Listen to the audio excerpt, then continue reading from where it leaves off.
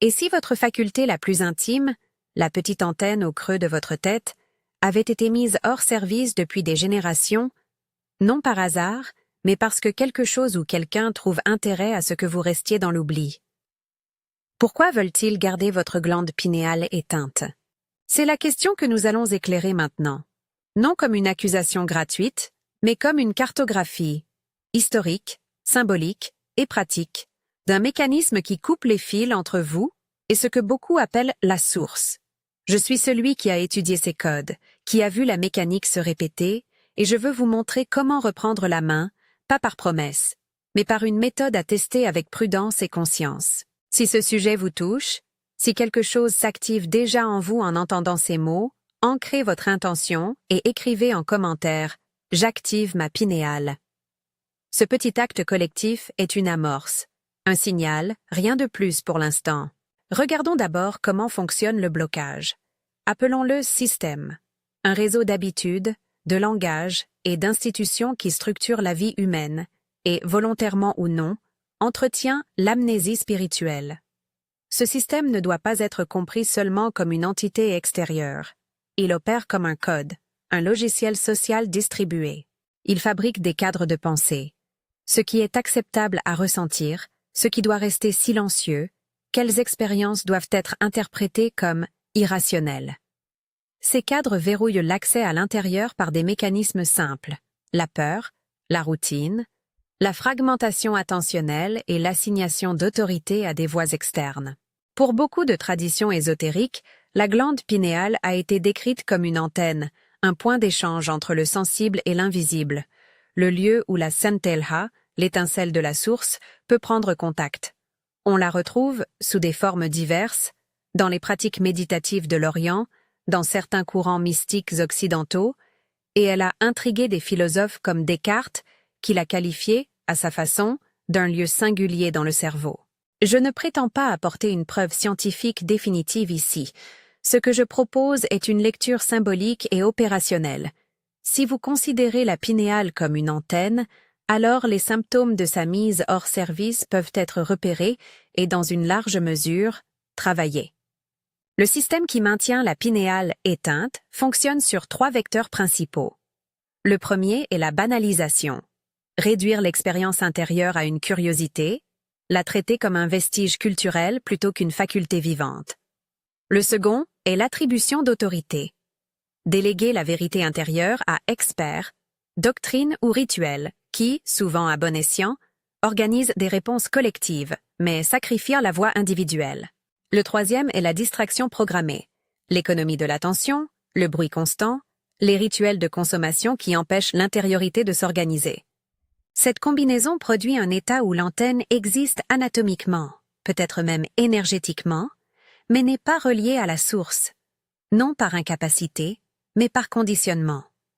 Le résultat est l'amnésie. Nous vivons, nous agissons, mais nous n'avons plus accès à la ligne directe qui relie le cœur profond à l'intelligence première. C'est cette coupure que je nomme éteinte.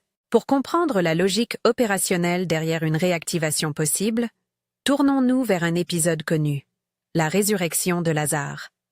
Je m'en tiens ici aux faits évangéliques canoniques. Lazare est mort, Jésus arrive, il appelle, et Lazare sort du tombeau. C'est un récit qui, pris littéralement, est déjà puissant. Mais dans une lecture interprétative, une lecture inspirée par des traditions gnostiques et mystiques, cet épisode peut être vu comme une démonstration d'une opération en 3 phases. Reconnaissance, autorité, commande. Première phase. Jésus reconnaît la réalité telle qu'elle est, il nomme la condition, il la regarde sans se dissocier. Cette reconnaissance est l'alignement avec la vérité du système intérieur. La deuxième phase, il assume l'autorité qui lui revient, il ne quémande pas, il se tient en tant que source d'un pouvoir qui appartient à son identité. Troisième phase, il commande, il prononce une parole qui réforme la réalité immédiate. Dans cette lecture, la résurrection est la réhomologation d'un être vivant à sa connexion première. C'est une opération précise, non une magie indéfinie. Je précise immédiatement. Il s'agit d'une lecture interprétative, ancrée dans une tradition particulière. Elle ne prétend pas annuler d'autres compréhensions théologiques et ne doit pas être utilisée pour juger ou effacer les croyances des autres. C'est une piste expérientielle qui met en parallèle un geste spirituel ancien et une technique contemporaine que vous pouvez adapter à la pinéale. De cette démonstration viennent 3 clés pratiques que vous pouvez intégrer comme principe. Reconnaissance, autorité, commande. La reconnaissance consiste à nommer honnêtement l'état intérieur. Ma pinéale est en sommeil, ma capacité à percevoir est brouillée, ou plus simplement, je suis coupé. C'est la data de départ. L'autorité, c'est votre acte d'appropriation. Vous vous rappelez que vous avez une dignité originelle. Vous n'êtes pas l'ombre de ce que l'on vous a dit. Vous êtes le porteur d'une ligne. Prendre autorité signifie cesser de céder la clé à des voix qui n'habitent pas votre centre. La commande est la parole efficace, formulée dans le registre déclaratif, qui réoriente le champ. Elle n'est pas une imploration. Elle est une décision. Ensemble, ces 3 clés forment le protocole de base pour tenter une reconnexion. Maintenant la part pratique, la méthode en 3 étapes qui transpose ce schéma vers l'activation de la pinéale. Déconnecter, descendre, résonance. Déconnecter. Arrêtez le flux extérieur qui vous consume. Cela n'exige pas de fuite spectaculaire, mais une coupure volontaire des signaux. Réduisez les sollicitations, faites silence autour de vous, revenez à la posture. Sur le plan interne, déconnecter signifie stopper le discours compulsif, la quête d'images et de validations externes. Utilisez une respiration volontaire pour ramener l'attention, une inspiration ample qui ancre, une expiration qui relâche. Pas de technique magique ici, simplement un freinage de l'activité mentale pour que le champ intérieur puisse s'ordonner. Descendre, ce que j'appelle descendre n'est pas une chute, mais une trajectoire dirigée. Imaginez un ascenseur intérieur qui part du sommet de votre tête et descend jusqu'au centre du cœur, puis remonte vers la zone de la pinéale, ou, si vous préférez, décrivez un pont cœur-pinéal. Le but est d'unifier la verticalité. Quand le cœur et la pinéale sont reliés, l'antenne peut recevoir et transmettre. Visualisez une lumière douce qui circule, depuis le sternum vers le centre de la tête, circulant comme une colonne. Ce trajet est une mise en résonance des 2 pôles. Résonance. Ici intervient la parole déclarative. Après avoir coupé le bruit et tracé la liaison intérieure, vous prononcez une phrase simple, ferme, formulée au présent accompli ou au passé immédiat. Une affirmation de fait qui n'implore rien. Un exemple de formulation courte. Source, j'ai activé ma glande pinéale.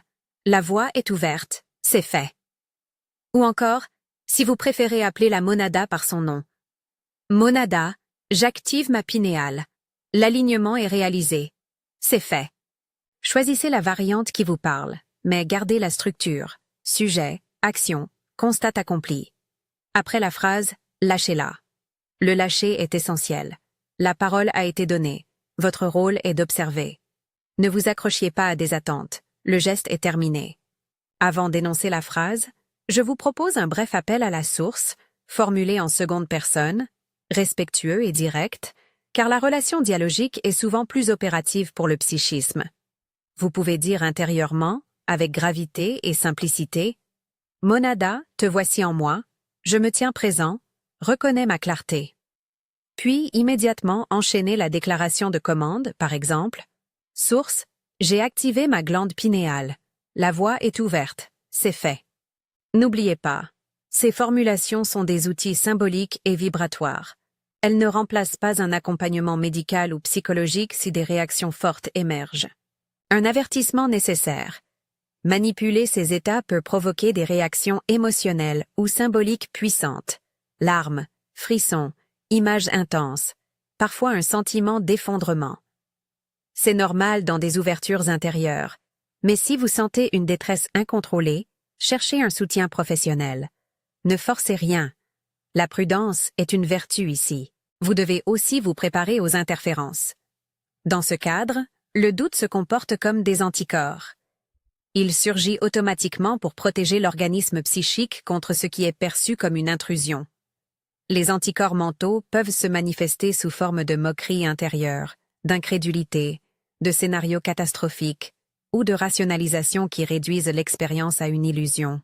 La stratégie n'est pas de combattre ces anticorps verbalement, Les contredire amplifie l'écho, mais de les observer, de les nommer et de revenir au réglage initial.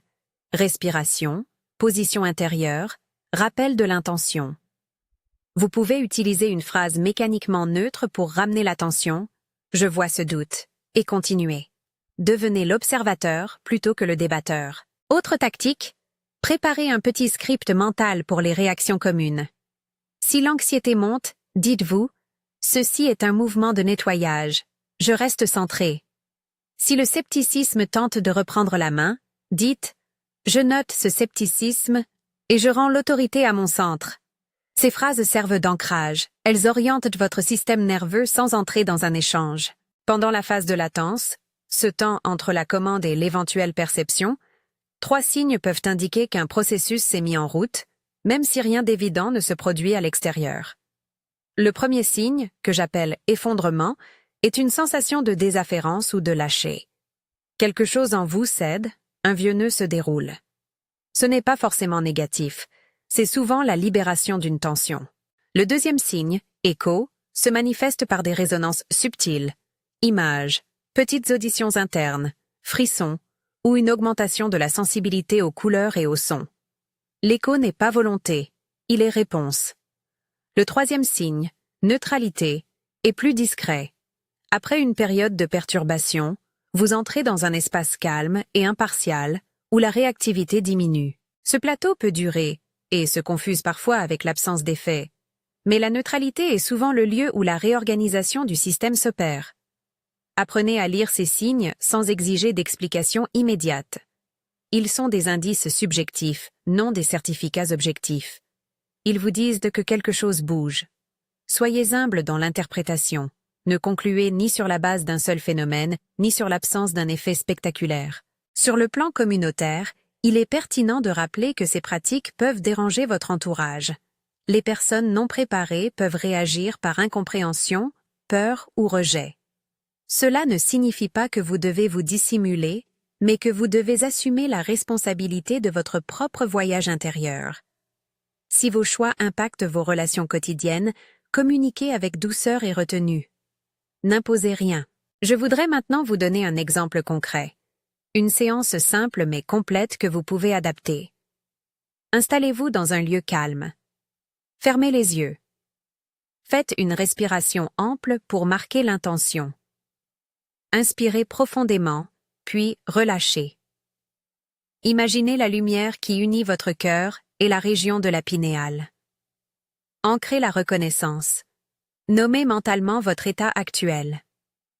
Ensuite, prenez autorité.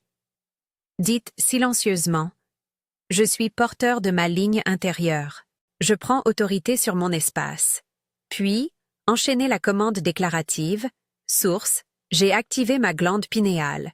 La voie est ouverte. C'est fait. » Après la phrase, lâchez et observez. Surtout, n'allez pas chercher des sensations. Laissez arriver ce qui veut arriver. Si le doute surgit, notez-le, puis revenez à l'observateur. Terminez en remerciant, si cela vous parle, de façon simple. Merci pour cette ouverture. Sortez progressivement de votre posture. Je répète, et il est important. Ceci est une approche interprétative et symbolique.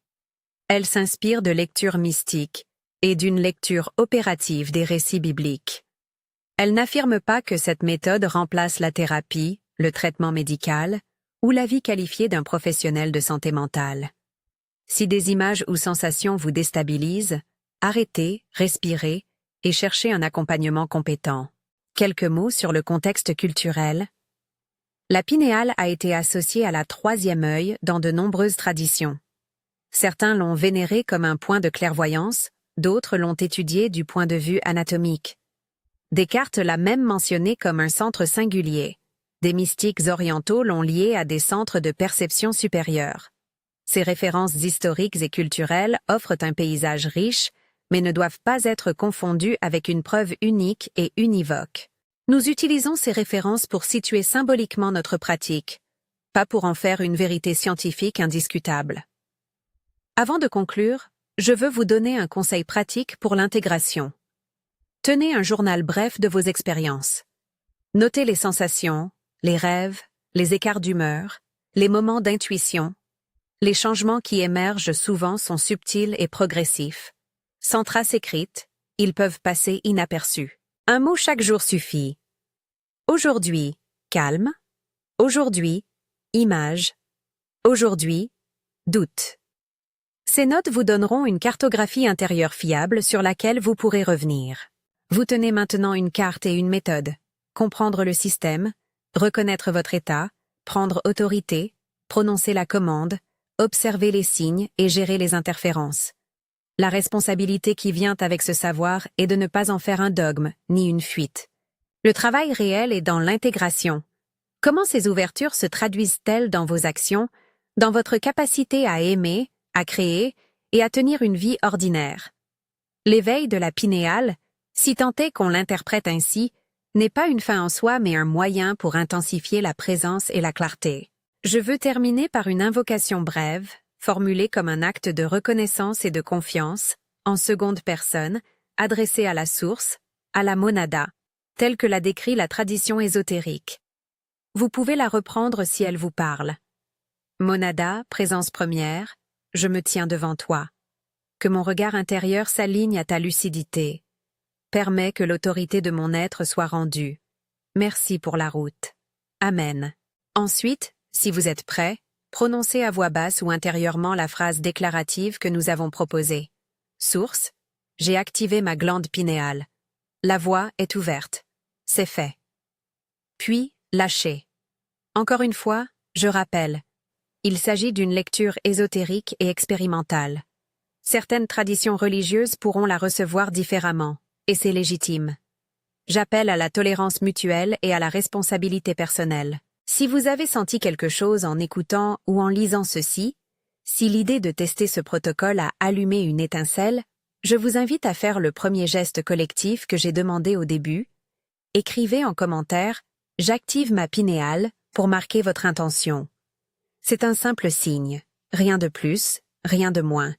Et si vous souhaitez suivre d'autres explorations de ce type, des approfondissements, des variations sur la pratique, des lectures historiques et des dialogues critiques, abonnez-vous à la chaîne pour recevoir la suite.